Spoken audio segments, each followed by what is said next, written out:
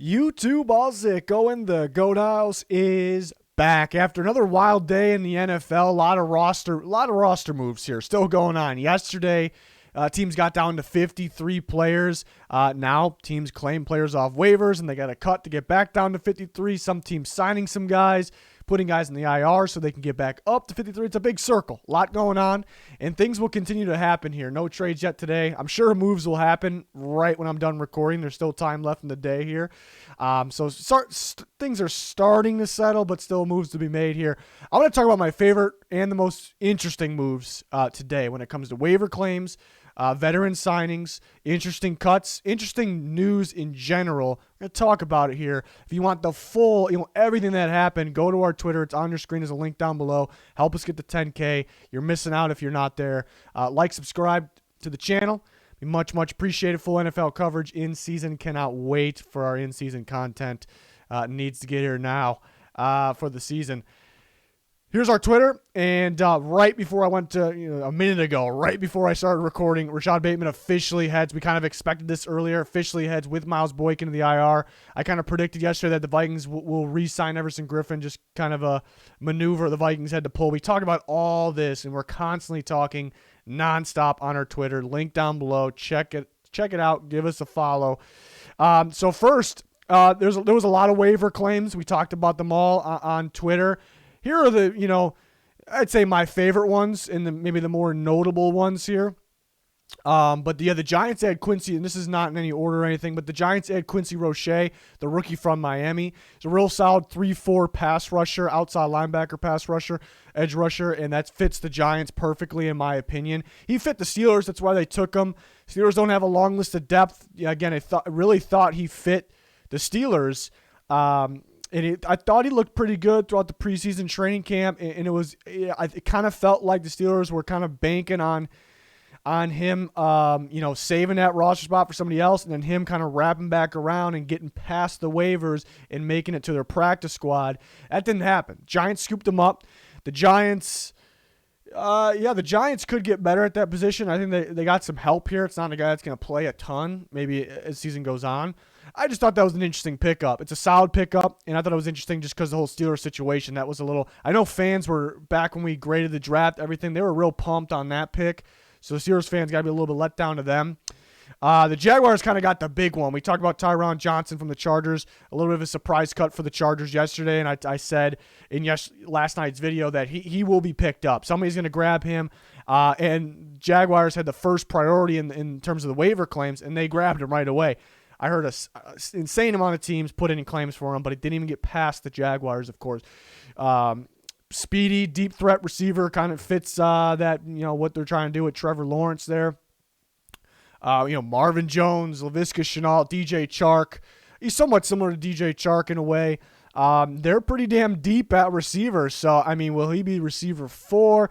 Shenault's almost like he's a receiver, but he's almost like a utility guy in a way too. So it's good to have multiple guys that can be that receiver 2. He's capable of being possibly a receiver 2. So it's a really solid group there.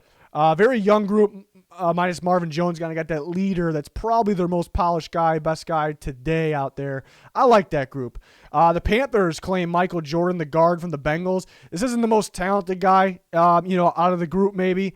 He struggled a bit. The whole Bengals offensive line struggled. Sometimes these guys need to change the scenery. The Panthers were thin on offensive linemen. They got Pat Elflein lined up to start. I would almost say Jordan probably has a better shot to be better or start more games this year. Jordan's not going to start week 1. But again, big need. And I heard teams were maybe talking about trading for him, but they kind of felt like he was going to be cut. And that was at one point, teams were just kind of fishing around there. So Panthers end up with them.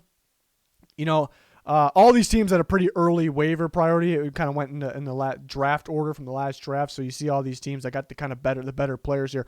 And Will Grier has had some struggles. He looked good in moments coming from the Panthers, of course. He looked good in moments in preseason. But he goes to the Cowboys. I think that's pretty significant because they needed a backup pretty bad. Cooper Rush was their backup. I think I'd rather have Grier, even though Rush has looked pretty solid. They moved on from Gilbert, who's now on the Patriots practice squad. moved on from DiNucci, but who actually came back to the Cowboys practice squad. So I think adding Greer is pretty significant. Plus, they're rumored to be in on Cam Newton. What does this mean for Cam Newton? I think that's pretty interesting there. A lot more claims. We listed them all there on our Twitter, so check it out. In terms of signings, so these are veterans. They're not claims. These were veterans that were released. There wasn't that many. There was more than two, but these are the ones that stood out to me. The Saints adding Montravius Adams from the Patriots. He used to play for the Packers as well. Didn't work out there. But I really like the fit with the Saints. Patriots run their multiple defense. Packers run a 3-4. Saints are going to run a 4-3. They're very good at developing interior defensive linemen. They lost a few this offseason. David Onyemata is another one that they developed out of nowhere. He's out for 6 game suspension, so they get a young guy here that I think really can thrive with this program. And that's pretty big for them, because they need more bodies in there. So I actually like that pickup. He's not going to be crazy, but I like that pickup. And the Bears adding Rashad Paraman, who just came from the Lions. They just signed him in the offseason. Figured Paraman probably can be their receiver 1 or their receiver 2. Didn't really work out. He was dealing with a hip injury. I think that's mainly why. And then we saw him kind of getting after it and getting some action there in the last preseason game when he was healthy. So I think it's a good addition to the Bears. The Bears, they got some speed out there now at the receiver position, which they were lacking in the past. They draft Mooney last year. That's fantastic, and they continue to add some of these speed guys. And here's another deep threat here in Paraman. Can Dalton be successful down the field, though? If we know Fields probably can. But that helps. So they end up moving on from Rodney Adams, who people liked in preseason, and he had a really good preseason. But it's kind of Paraman in, Rodney Adams out. It makes sense to me. Paraman's a pretty solid receiver. He really thrived with the Bucs with Jameis Winston, so I was almost thinking that maybe the Saints can jump on that and get him. But he's had his moments, ups and downs in his career. So I think that was a pretty solid pickup though for the Bears. So those were 2 vet signings that were released by their team yesterday. And then next up, notable cuts. There was more than this, but teams, again, getting guys off waivers or signing guys that were cut, so that means they had to get back down to 53. This was the most surprising one of the days. Blashawn Austin, the cornerback of the Jets. The Jets were very thin on corners. It was a little bit of a weaker spot in their team. I thought Austin was a sure thing to stay on the team because of that, and I thought he wasn't saying for sure, and people will definitely debate me on this now that he's cut. I thought he could have been their best corner. Really, I saw moments last year that kind of surprised me because this wasn't a big name last year, and that wasn't a tough defense. The way it was coached, tough in a bad way. The way it was coached, tough on the players. The way it was coached, Greg Williams, and the lack of pass rush. The length, how they had to cover a lot of man coverage when Greg Williams is there. So you cover 0. You're basically put on an island. Think of the Ravens defense, how they run things. So I thought he had some good moments too. A pretty good technician there.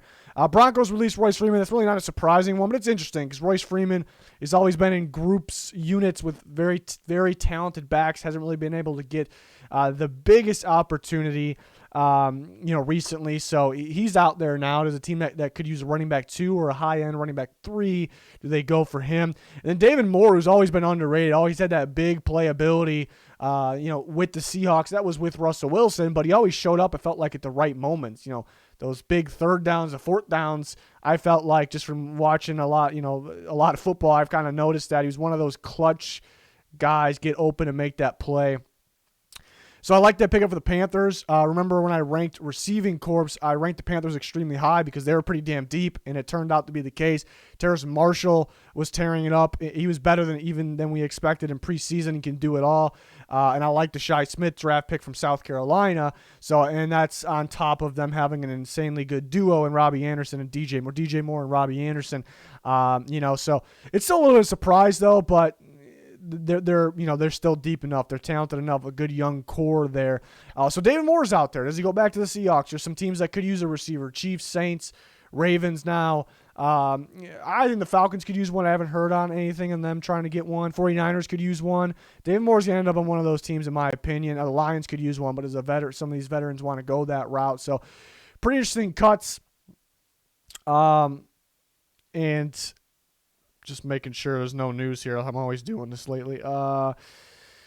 So, yeah, those are some interesting cuts here. And then we have, there's a long list of IR placements. I talked about it on Twitter. I talked about it yesterday. There's going to be a lot of placements. Yesterday, I was saying there's a lot of placements when we get to tomorrow, which is today at 4 p.m. Eastern, because any IR placement before that results in that player being out for the season. Now, teams needed to hold guys. They didn't want to be out for the season, but they need to put on the IR to save a roster spot. So we get to that deadline, and they're coming up, and that was 3 hours ago. In 10 minutes, it'll be 3 hours ago. So more are probably still coming. The Bateman one went live right when what happened right when I went live here, but we figured it was coming. So what this means, these guys are on the IR. They're out at least 3 weeks.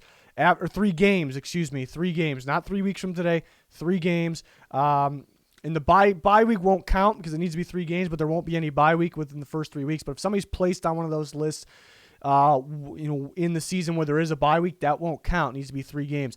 After 3 games, they're off it, but the team needs to put the player on the active roster within 21 days. If they don't make that type of move, then they're out for the season. So they have 3 games. Then they're back. It's the minimum. Then they're back. They could be out for anywhere between 1 to 21 days then, or then out for the season. So basically, a little confusing. Basically, at least 3 games. At least 3 games for these guys. Big one that I really wasn't expecting. Stephon Tuitt, who had a monster season. Monster of a player. You just kind of had those injury concerns in the past, and we got to see the full go to it last year. He had a huge season.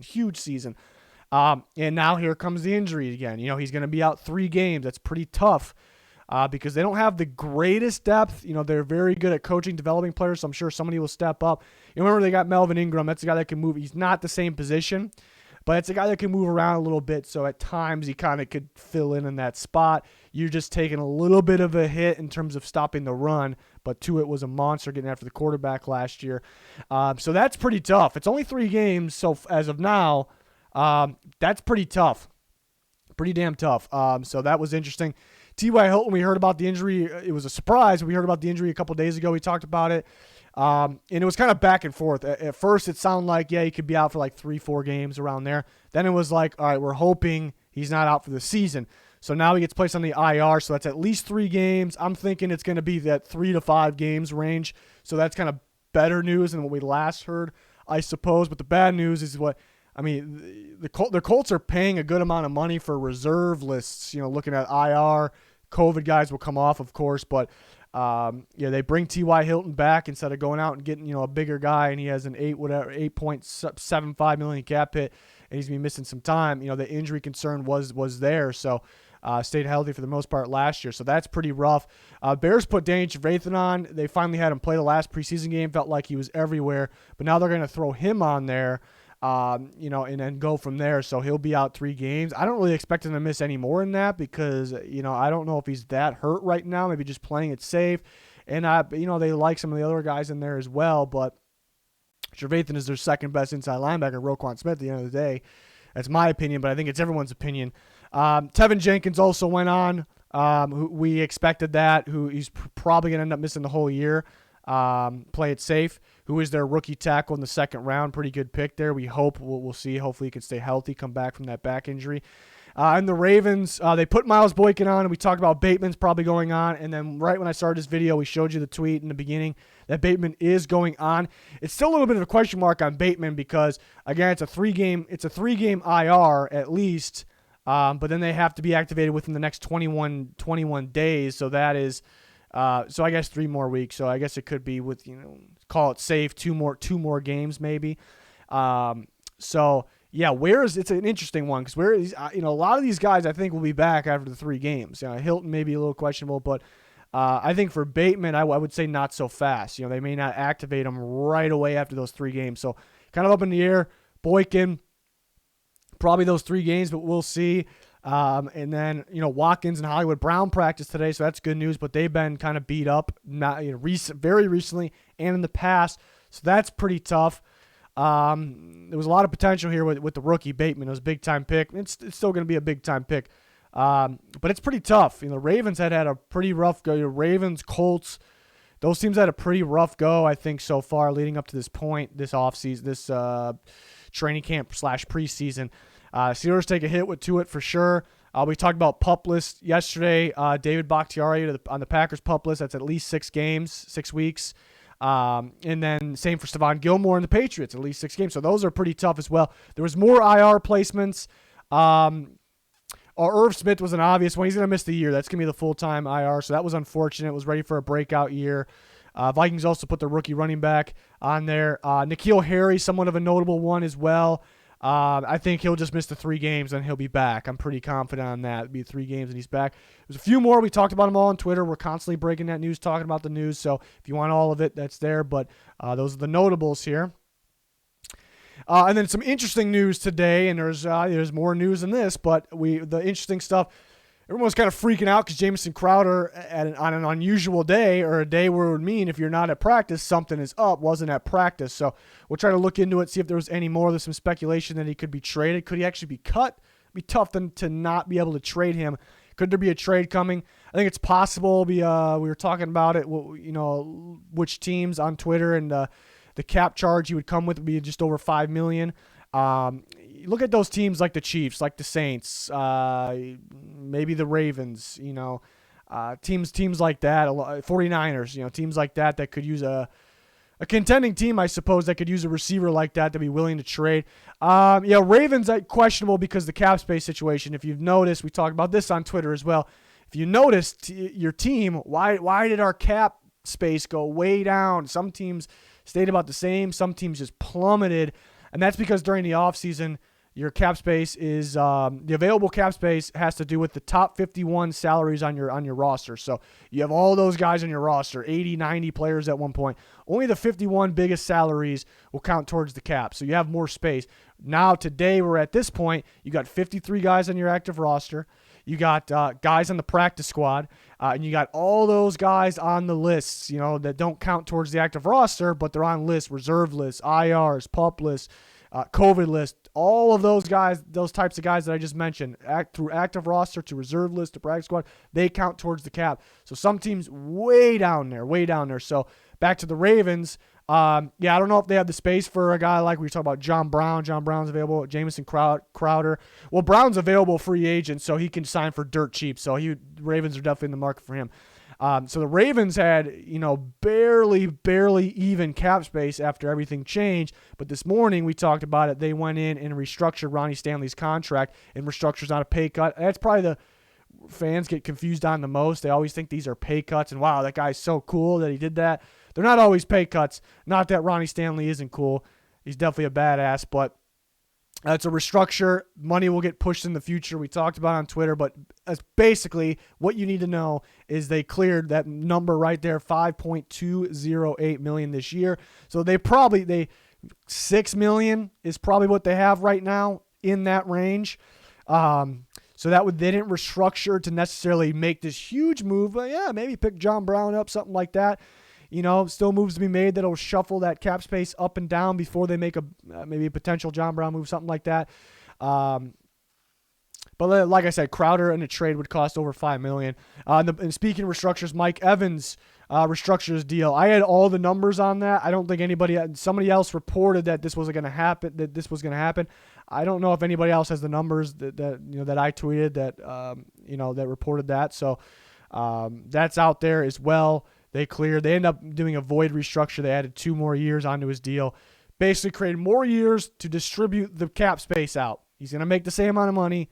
Just it's distributing more cap space out and spreading it out in years, so it's less of a cap hit today. So they clear $8.94 million, which they were in the negative. The Bucs ended up in the negative. Shouldn't be that shocking because they got a lot of talent on the roster. They ended up in the negative after yesterday by about $6 to $7 million, so they're positive now with that move. And the Eagles, I thought that was interesting that both Travis Fulgham and John Hightower made it through waivers, unclaimed, and back to the Eagles practice squad. Not really surprised with Hightower. I'm kind of just both, Fulgham and Hightower, both of them. So Eagles pretty fortunate there. That's big time for them back in the practice squad. I'm pretty surprised about that. Maybe Fulgham's lack of separation. He's kind of just a contested catch guy. Hightower struggled a little bit last year, but he was pretty good, damn good at Boise State. Still has some upside. So I thought that was very interesting. A lot of these practice squads are interesting. I think some of these teams are probably going to call some of these guys up after they put guys on the IR and kind of strike out on signing some other guys. They're going to call some solid veterans up in the practice squad like we're seeing. And then, the Steelers got Carl Joseph and Christian Miller, who's got some upside. I like the fit with Christian Miller and Steelers as well. So there's a lot of teams we talked about on Twitter that had a good list of practice squad players. Just shows what we kind of been saying. The talent in the NFL in today's era is ridiculous. There is so much talent. It's tough to make teams, tough to stick on teams. We see all these really good receivers on practice squads getting cut because, look at the last couple of drafts. There's a long list of just insane receivers, and you see what they do as rookies. Look at what Justin Jefferson did, et cetera, more guys. The receivers these days are unbelievable that it's just hard for guys to keep jobs. They're just so talented. So the talent is an all-time high. That's for sure. So, again, as you can tell, it's very important that you follow us on Twitter. Just constant news there. There's probably things going on right now. More moves will be made. Players going to the IR. And then teams signing guys. Teams cutting guys, of course. There could be some more trades coming. Expected a little more within the last 24 hours. There were some smaller ones yesterday. I think the Herndon one, which we talked about. I graded all these trades on Twitter as well. They're on there. Everything's there. But I think some more could happen. Next 24 hours or so, we will see. Zach Ertz won't be traded. We figured that out today as well. But there's just nonstop news releasing. So hopefully you join us for all that content, whether it's on our social media, Twitter, or here. In season, we got weekly picks, score predictions, power rankings, keeping you guys involved in all that as well. So really excited. Cannot wait for the season to start. But that is going to do it for this one. Thanks for watching. Goodbye.